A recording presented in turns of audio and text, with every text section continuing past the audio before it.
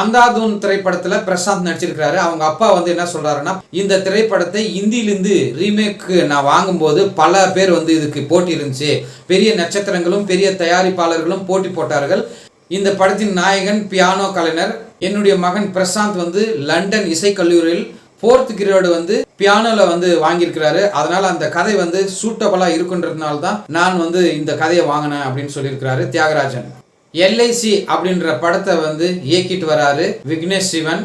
Love insurance corporation அப்படின்னு பேர் வச்சிருந்தாரு. எல்ஐசி நிறுவனம் வந்து இதுக்கு எதிர்ப்பு தெரிவிச்சிருச்சு. Love insurance company ஆக்கிட்டாரு.